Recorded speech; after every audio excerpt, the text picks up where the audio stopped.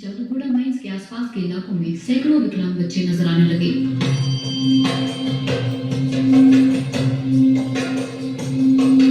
आखिर ये radiation in इलाकों में फैला कैसे? जादूगोड़ा माइंस का ये टेलिंग पॉन्ड, जहां यूरेनियम निकालने के दौरान पैदा हुआ मलबा फेंका जाता है। अगर 1 किलोग्राम यूरेनियम निकलता है तो 1750 किलोग्राम रेडियोएक्टिव कचरा बनता है। यूसीआईएल की अपनी रिपोर्ट में ये कहती है कि इस टेलिंग पॉन्ड में रेडियो एक्टिव तत्व होते हैं। इससे निकली जहरीली रेडॉन गैस हवा के जरिए लोगों के फेफड़ों में पहुंच रही है। सलमा सोरेन को 5 बच्चे मरे हुए पैदा हुए थे। पुत्ती को 6 मरे हुए बच्चे पैदा हुए और शांति कहती है कि उन्हें 5 बार बिना किसी वजह के गर्भपात होता रहा। छतुआ दास की विकलांग बेटी से बीबीसी की टीम की मुलाकात 2006 में हुई थी। वो बेटी अब जिंदा नहीं है। कितने लोग शहीद हो गए, कितने लोग कुर्बानी दे दिए हैं और मेरे बच्चे जैसे जो है देश के लिए कर्ज उठा रहे हैं। हम लोग देश के लिए मर रहे हैं और बड़े अफसर लोग बोझ कर रहे हैं। सभी रिपोर्टें बताती हैं कि यहाँ रेडियो एक्टिव तत्व आसपास रहने वाले लोगों में, मवेशियों में और नदियों में पहुंचता रहा है।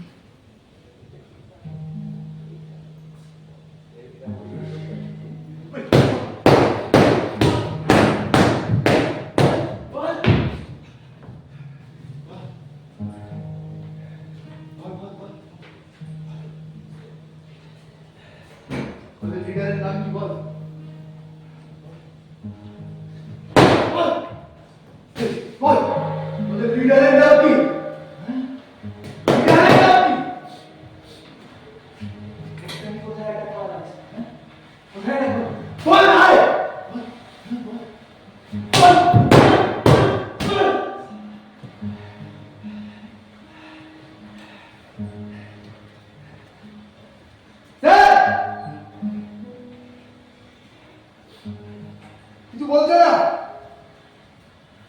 কি করবো ছেড়ে দেবো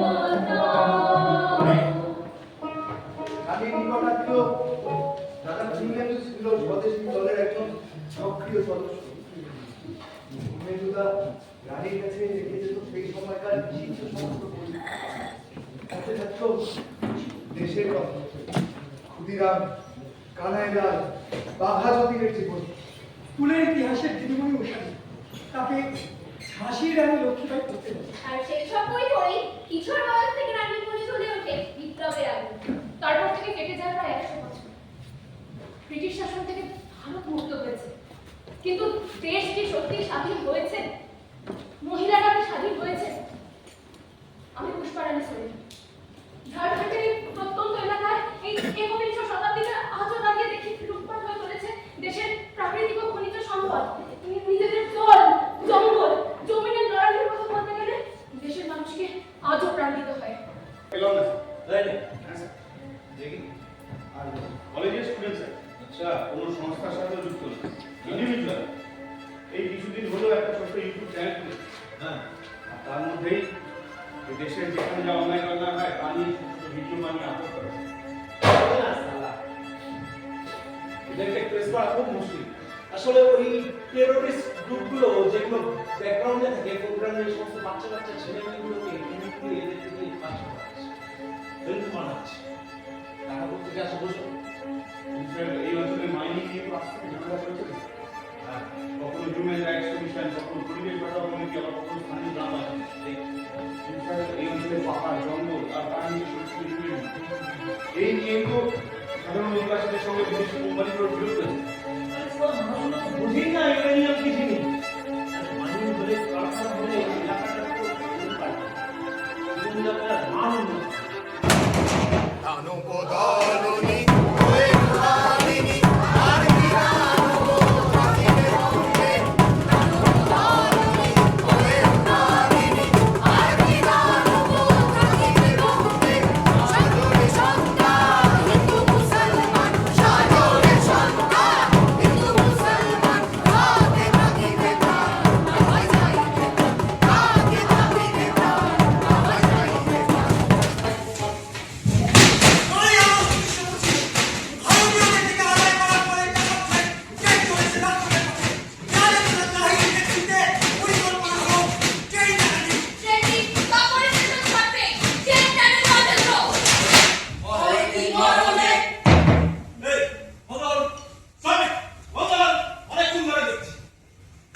আপনারা এসেছেন আমাকে ইতিহাসের গল্প শোনাতে।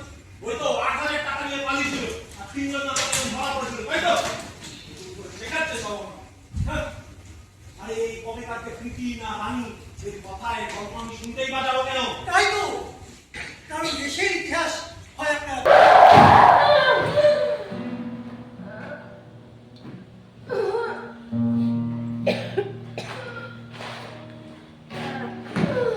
পুষ্পা রানী সোরেন, হ্যাঁ?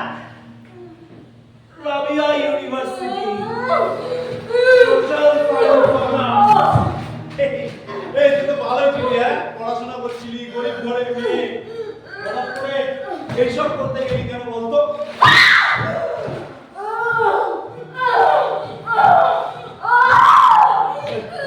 বল বল, তোকে কে বলেছিল মাইনিং এর ভিডিও বানাতে? হ্যাঁ, কে বলেছিল?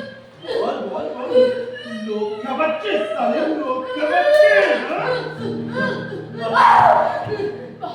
পাহাড় পাহাড় জঙ্গল কেটে ফেলে রাস্তা আপনি কোথায়? এই নাকি যাচ্ছে কোথায়? বল।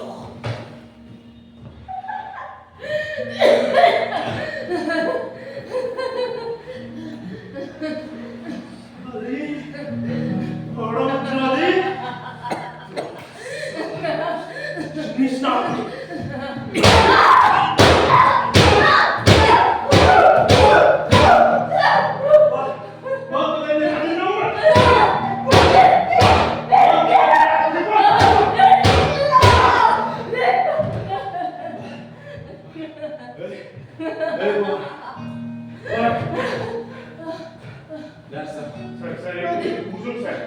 এই মুহূর্তে থানার মধ্যে করে টর্চার করা ঠিক না স্যার।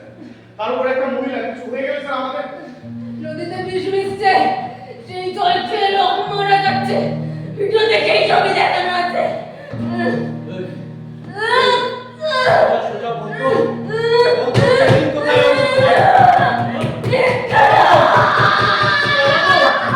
সিমুলি পাল সত্যি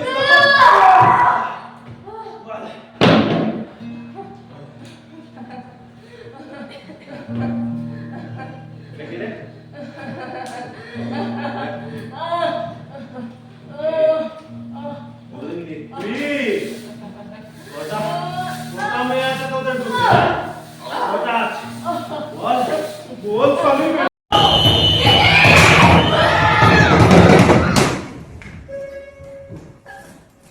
সেদিন সেদিন দিদি পুলিশের গুলিতে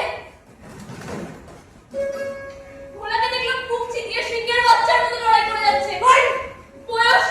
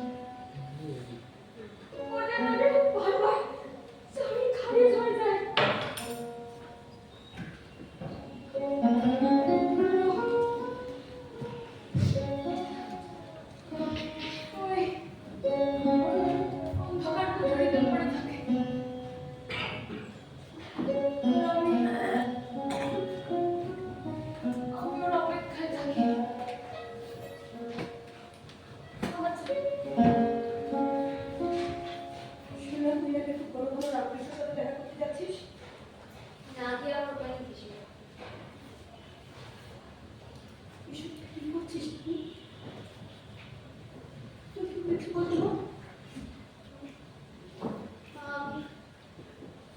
আমি তোকে কি পিসিমা আমার আমার একটা ছবি জোগাড় করে দেবে? তুই আমার মুরগি রানী কি করছিস এসব? আমি জানি না আমি কি করছি, আমি কোন দিকে যাচ্ছি, আমি কিছু জানি না, আমি কিছু জানি না। পিসিমা দাও না ওর একটা ছবি জোগাড় করে। আমি কোথা থেকে পাবো? তুমি চেষ্টা করলেই পারবে। ওর একটা ছবি না করে আমি কি নিয়ে বাঁচবো বলো? মরণের আর রাখে কি রে মা? ভেবে দেখিস সামনে তোর অনেক বড় একটা জীবন পড়ে রয়েছে, অনেক বড় একটা লড়াই। দেশ মুক্ত হবে পিসিমা, আর আমি ছেলে মানুষ নই। আমি নিজেই বিপ্লব হওয়ার সিদ্ধান্ত নিয়েছি, সমস্ত বিপদমুখী কাজে নিজেকে জড়িয়ে ফেলেছি। বোমার পর টিনের বাক্সে ভরে কলকাতা থেকে চট্টগ্রাম নিয়ে গেছি বহুবার। কেন তুমি আমাকে বারবার মৃত্যুর ভয় দেখাও? আমাদের জীবন তো আর আমাদের নেই। রানী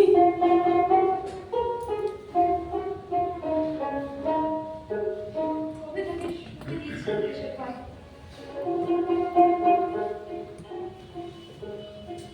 চিন্তা করো না পিসিমা।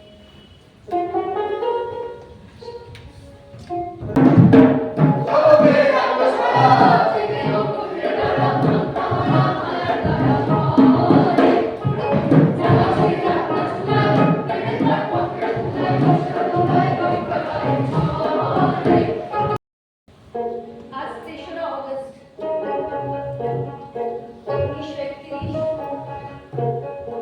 রাত পোহালে রামকৃষ্ণের ফাঁসি।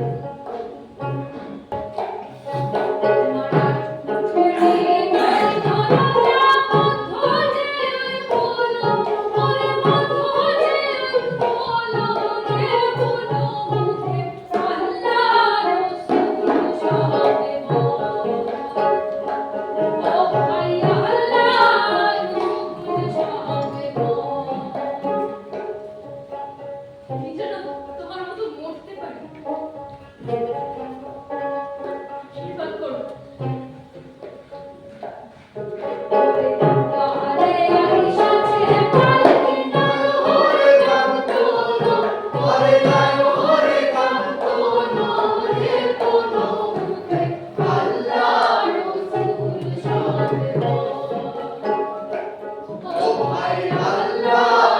বাহ বাহ বাহ বাহ, দারুণ সুন্দর, বেশ সিনেমার মতন সব এলিমেন্ট রেখেছেন আপনাদের গল্পে। হ্যাঁ, প্রেম, বিরহ, বিচ্ছেদ, অনুরাগ কিছুই বাদ দেননি। কিন্তু আমার প্রশ্ন হচ্ছে যে এই ইমোশনাল অত্যাচারটা আমার উপরে আর ঠিক কতক্ষণ চলবে? রানী